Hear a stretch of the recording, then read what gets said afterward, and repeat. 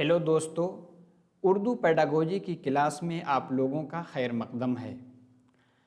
आज की क्लास में हम लोग सीखेंगे कि उर्दू पेडागोजी में जो आपके 15 नंबर के पैराग्राफ आते हैं उनको हम ट्रिक के साथ कैसे हल करें। तो हमने आप लोगों के लिए अभी अगस्त 2023 का जो आपका सीटेट का एग्ज़ाम हुआ है उसके पेपर को मैंने लिया है। उसमें हम लोग सीखेंगे कि जो उसके पैराग्राफ आते हैं, उसके इक़्तिबास आते हैं, उनको किस तरह से हम ट्रिक के साथ बहुत जल्द हल करें, क्योंकि हमारे पास टाइम की कमी होती है। अगर हम सारा टाइम उसी को पढ़ने और हल करने में लगाएंगे तो हमारा पेपर छूट जाएगा। तो आपका ऑफलाइन पेपर होने जा रहा है, आपको पता है।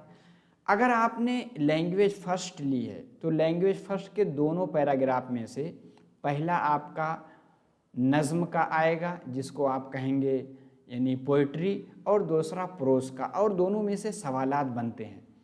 देखिए आगे हम लोग चलते हैं। तो जैसे अगर आपने फर्स्ट ज़ुबान उर्दू लिया है सीटेट में, तो उसमें से एक आपका नज़्म का आएगा, एक नस्र का आएगा। 15 नंबर के टोटल क्वेश्चन बनते हैं, ठीक है। देखिए जो आपको स्लाइड दिख रही है, निज़ाम अकेडमी 22, ये टेलीग्राम चैनल है, इसकी लिंक डिस्क्रिप्शन बॉक्स में है, इस पर जुड़ जाएं। इस पर आप लोगों का PDF डाल दी जाएगी ताकि आप रिवीजन कर सकें। इसी के साथ नए हैं तो चैनल को ज़रूर सब्सक्राइब कर लें, लाइक करें, कमेंट करें और अपने दोस्तों को शेयर कर दें। देखिए इसमें अगर आपके पास पेपर होगा तो आप देखिएगा कि 106 से 111 तक आपको हल करने हैं। आपके सामने एक शेर है, कोई भी आपकी जो 6 से लेकर के 10th तक की कोई भी बुक है उसमें से क्या करते हैं, उसमें से कोई शेर का टुकड़ा जो है ले लिया जाता है। देखिए मैं ट्रिक ये बताऊंगा कि आप शेर को पढ़ने के चक्कर में मत पड़िएगा। सबसे पहले आप क्या करेंगे, सबसे पहले आप क्वेश्चन पढ़ लेंगे, क्योंकि क्वेश्चन के कुछ ऐसे क्वेश्चन पूछे जाते हैं जो कि डायरेक्टली पूछे जाते हैं। जैसे कोई अल्फाज है उसकी ज़िद पूछ ली गई, यानी उसका विलोम जिसको आप कहेंगे उसका एंटोनिम पूछा जाएगा। इसी तरह कोई है जिसकी जमा यानी सिंगुलर है, उसका प्लूरल पूछा जाएगा। तो सबसे पहले आप एक मर्तबा उस क्वेश्चन को पढ़ लीजिएगा, उसके बाद पैराग्राफ की तरफ आइएगा, ठीक है। जैसे आपके सामने नज़्म दी गई है, हम आगे क्वेश्चन की जानिब चलते हैं। पहला देखिए, जल्दी जल्दी इसको पढ़ लेते हैं कि शायर किस मौसम में सरसों के फूल आशिकार होने की बात कह रहा है। क्वेश्चन पढ़ने ही से हमें पता लग गया कि जो हमारी नज़्म है उसमें क्या है, मौसम के बारे में बात की गई है और सरसों के फूल की बात की गई है, ठीक है। इतना तो हमें पता चल गया। आगे दूसरा देखते हैं, शायर ने किस हवा को खुशगवार बताया है। आप ऑप्शन देख लेंगे कि क्या है, दरख्तों की हवा को, जंगल की हवा को, बाग की हवा को, कोहे सार की हवा को, ठीक है। अब हम आगे बढ़ जाएंगे। आगे है 108 नंबर का, क्या है, शायर प्रेम का बूटा किससे हरा करने के लिए कह रहा है। तो ये प्रेम का बूटा आपके जहन में आ गया, ठीक है। अब जब शेर पढ़ेंगे फट से आपके जहन में आ जाएगा। आगे 109 है, शायर बहार की आमद पर शाद होकर क्या करना चाहता है। शाद का मतलब खुश होकर, ठीक है। हमारे जहन में आ गया कि बहार के मौसम की बात हो रही है, शाद होकर क्या करना चाहता है, ठीक है। आगे 110 हैं, पहनेंगे, उसके बाद खाली जगह है, हो के बसंती लिबास हम। तो देखिए पहनेंगे तो बीच में खाली है, तो हम शेर देख के हल कर सकते हैं कि पहनेंगे कहाँ आया, उसके बाद बसंती लिबास का है, फट से हम ऑप्शन की तरफ पहुंच सकते हैं, ठीक है।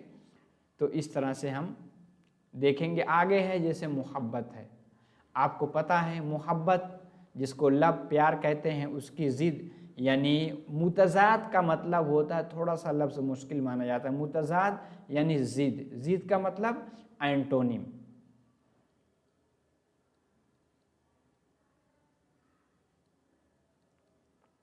ठीक है, तो मोहब्बत का नफरत आएगा, बगैर हम पढ़े हुए इसको लगा सकते हैं।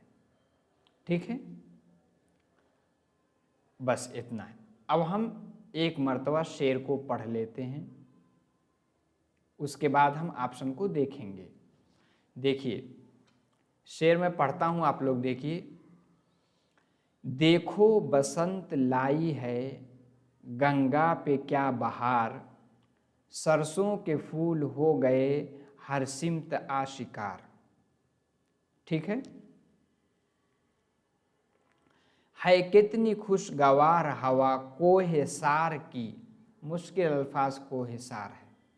अब कोहिसार का मतलब ये होता है कि पहाड़ के आसपास की जगह, कोह मतलब पहाड़, पहाड़ के आसपास की जगह, यानी कितनी खुशगवार हवा कोहिसार की, यानी पहाड़ के आसपास जो जगह है वहाँ कितनी अच्छी हवा बह रही है। ठीक है, हिंदुस्तान में है यही रुत बहार की, मतलब यही हिंदुस्तान की खूबी है कि यहाँ रुत बहार की ये है। हर कोई कह रहा है कि जाड़ा निकल गया, जाड़ा यानी ठंडक, मौसम बदल गया कि ज़माना बदल गया, आमद बहार की है रहें क्यों उदास हम, यानी बहार का मौसम आ गया तो उदास यानी रंजीदा, क्यों हम गम में रहें, पहनेंगे शाद हो के बसंती लिबास हम, शाद यानी खुश हो के, आओ वतन का हक़ मोहब्बत अदा करें, हम आंसुओं से प्रेम का बूटा हरा करें। बूटा मतलब होता है फूल। ठीक है, तो इससे हमें पता चल गया यहाँ बसंत के बारे में बात हो रही। एक मरतबा हम जो है पढ़ लेंगे शेर, उसके बाद हम क्वेश्चन की जानिब चलेंगे। ठीक है, शायर किस मौसम में सरसों के फूल आशिकार होने की बात कह रहा है। आपको पता है बसंत की बात हो रही, तो हम बसंत को फट से जो है हल कर देंगे कि बसंत की बात हो रही है। ठीक है, दूसरा क्या है, शायर ने किस हवा को खुशगवार बताया है। आपको मैंने अभी अंडरलाइन भी किया था, कोहे सार की हवा, यानी कोहे सार का मतलब बताया था। कोहे सार का मतलब, कोह मतलब पहाड़, सार मतलब जगह, यानी पहाड़ के आसपास की जगह बहुत ही खुशगवार है। ठीक है, तो ऐसे एक मरतबा ऑप्शन पढ़ के जाएंगे, आप फटाफट हल करेंगे। दूसरा है, शायर प्रेम का बूटा किससे हरा करने के लिए कह रहा है। प्रेम का बूटा आपको पता है आंसुओं से, कहा आंसुओं से प्रेम का बूटा जो है हरा करें। ठीक है, तो क्या होगा आपका दूसरा वाला ऑप्शन सही होगा। जैसे देखिए, देखिए हम आंसुओं से आखिरी में दिया गया है। ठीक है,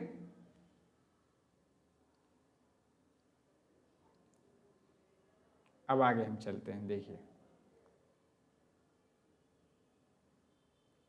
आगे है 109 नंबर, क्या था, शायर बहार की आमद पर शाद होकर क्या करना चाहता है। कहा ना बसंती लिबास पहनना चाहता है। ठीक है, बसंती यानी बसंत का मौसम है तो हम बसंती लिबास पहनेंगे। ठीक है, आगे क्या है, पहनेंगे हो के बसंती लिबास हम, देखिए अभी उसकी बात हुई है।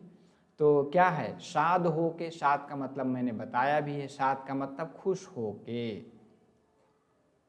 ठीक है, और मोहब्बत की ज़िद नफ़रत है, बगैर पढ़े इसको हम हल कर सकते हैं। ठीक है, अब दूसरा पैराग्राफ आपका, पहला नज़्म का आएगा, दूसरा नस्र का आएगा। हम इतना बड़ा पैराग्राफ पहले नहीं पढ़ेंगे, पहले हम क्या करेंगे, ऑप्शन देख लेंगे। जैसे चिड़िया अपने बच्चों के साथ कहाँ रहती थी, तो इससे हमें पता चल गया इस पैराग्राफ में चिड़िया और चिड़िया के बच्चों की बात हो रही है। ठीक है, दूसरा देख लेते हैं, चिड़िया के बच्चों ने किसको आते देखा, तो इससे पता चल गया कि कुछ कोई बात चल रही है। ठीक है, चिड़िया के बच्चों ने किसी को देखा है, एक चीज़ जहन में मैपिंग हो जाती है। ठीक है, क्या है, खेत में किसान ने अपने बेटे को क्या दिखाया। इससे पता चल गया कि खेत में किसान की बात चल रही है। ठीक है, किसान ने गेहूं के पकने के बाद अपने बेटे से क्या कहा। इससे हमें यह भी पता चल गया कि एक किसान है, उसका बेटा है, उसमें गेहूं बोया हुआ है। ठीक है, आगे चलते हैं। किसान ने गेहूं को किससे कटवाने की बात की। देखिए सारी चीज़ें जाहिर हो जा रही हैं। चिड़िया जब बाहर जाती तो उसके बच्चे कहाँ खेलते रहते थे। आपको पता है जब गेहूं की बात हो रही है, अब वहाँ उसका घोंसला होगा। ठीक है, तो ये जहन हमारा वहाँ तक पहुँच सकता है। चिड़िया के बच्चे क्यों डर गए। ठीक है, आगे क्या कहा जा रहा है, घोंसले की जमा। देखिए डायरेक्ट पूछा गया, घोंसले की जमा घोंसलों होता है। देखिए एक कायदा ये है कि कभी कभी वाव और आखिर में नून, यानी बगैर नुक्ते का नून लगा करके जमा बनाया जाता है, तो घोंसलों हो गया। इसको बगैर पढ़े हम हल करेंगे। बाहर का मुतजाद, यानी बाहर की जिद क्या होगी, अंदर होगी। बगैर पढ़े इसको हम हल करेंगे। ठीक है, तो दो तो हमने बगैर पढ़े हल कर दिया, एक जमा पूछी गई, एक मुतजाद पूछा गया। ठीक है, अब हम एक मर्तबा पढ़ लेते हैं कि उसमें कहा क्या जा रहा है। ठीक है, देखिए इसमें कहा जा रहा है, गेहूं के खेत में एक चिड़िया अपने 3 छोटे छोटे बच्चों के साथ रहती थी। पता चल गया कि चिड़िया रहती थी कहाँ, छोटे छोटे बच्चों के साथ। चिड़िया जब बाहर चली जाती तो बच्चे घोंसले ही खेलते रहते, यानी घोंसले ही में छूट गया है, खेलते रहते थे। इससे पता चल गया घोंसले में खेलते थे। कुछ दिन गुजर गए, अब चिड़िया के बच्चे बड़े हो गए, जाहिर सी बात है बड़े होंगे, लेकिन अभी उड़ नहीं सकते थे। एक दिन चिड़िया दाना लाने बाहर गई हुई थी। बच्चों ने देखा कि किसान और उसका बेटा बातें करते हुए खेत की तरफ आ रहे हैं। खेत के पास आकर किसान ने गेहूं का एक पौधा अपने बेटे को दिखाया और कहा, देखो जब गेहूं पकने लगता है तो ऐसा हो जाता है, 1 2 3 दिन में उसको काट लेना चाहिए। उसे हम अपने पड़ोसियों से कटवाएंगे। किससे कटवाएंगे, पड़ोसियों से। चलो बेटा हम उनसे कह दें। किसान की ये बातें सुनकर चिड़िया के बच्चे डर गए। ठीक है, छोटी मोटी एक कहानी है। इस तरह के बहुत ही आसान पैराग्राफ आते हैं। ठीक है, अब कहा चिड़िया अपने बच्चों के साथ कहाँ रहती थी। हमने देख लिया कहाँ रहती थी, गेहूं के खेत में। फटाफट हल करेंगे। आगे क्या है, चिड़िया के बच्चों ने किसको आते देखा। बताइए किसको आते देखा, किसान और उसके बेटे को, क्योंकि किसान अपने बेटे के साथ खेत में आ रहा था। खेत में किसान ने अपने बेटे को क्या दिखाया। आपको पता है क्या दिखाया था उसने गेहूं का एक पौधा लिया था और कहा था, देखो इस तरह से जब पौधा हो जाएगा तो पक जाता है, उसको काट लेते हैं। 115 पे क्या है, किसान ने गेहूं के पकने के बाद अपने बेटे से क्या कहा। क्या कहा था, 1 2 3 दिन में उसको काट लेना चाहिए। ठीक है, किसान ने गेहूं किससे कटवाने कहा था ना, किससे कटवाएंगे, पड़ोसियों से कहा था, पड़ोसियों से कटवाने की बात कही थी। चिड़िया जब बाहर जाती तो उसके बच्चे कहाँ खेलते, घोंसले ही में रहकर खेलते थे। उसके बच्चे कहाँ रह के खेलते थे, घोंसले ही में खेलते रहते थे, क्योंकि बाहर नहीं निकलते थे, छोटे थे। आगे चिड़िया के बच्चे क्यों डर गए बताइए। उसमें बताया गया था कि किसान की गेहूं कटवाने की बात सुनकर उसने कहा कि 1 2 दिन में पड़ोसी से कटवा लेंगे। ये सुन करके उसके बच्चे क्या है, डर गए। अब घोंसले की जमा देखिए, इसको पहले हमने हल कर दिया था, और जो है दूसरे बाहर का मुतजाद। अब देखिए थोड़े से टाइम में अगर हम इस ट्रिक को अपनाते हैं तो 15 नंबर में से 15 नंबर हम हासिल कर सकते हैं। ठीक है, तो अगर आप मेरी बात मानते हैं तो सबसे पहले आप पैराग्राफ ना पढ़िएगा, पहले क्वेश्चन पढ़िएगा फिर पैराग्राफ की तरफ जाइएगा। ठीक है, अगर वक्त कम है तो पैराग्राफ बगैर पढ़े क्वेश्चन पढ़ करके ही कुछ आंसर आप सही कर सकते हैं। ठीक है, तो उम्मीद है कि इस तरह की ट्रिक आपको समझ में आई होगी। अभी हाल ही में इस तरह के क्वेश्चन आपके पैराग्राफ में आए हैं। ठीक है, पैराग्राफ के तौर पे। तो जाते जाते नए हैं तो चैनल को ज़रूर सब्सक्राइब करके जाएं, लाइक करें, कमेंट करें, कोई मशवरा है वो भी दें और शेयर करें। ठीक है, दोस्तों को बता दें और टेलीग्राम चैनल से नए हैं तो जुड़ जाएं।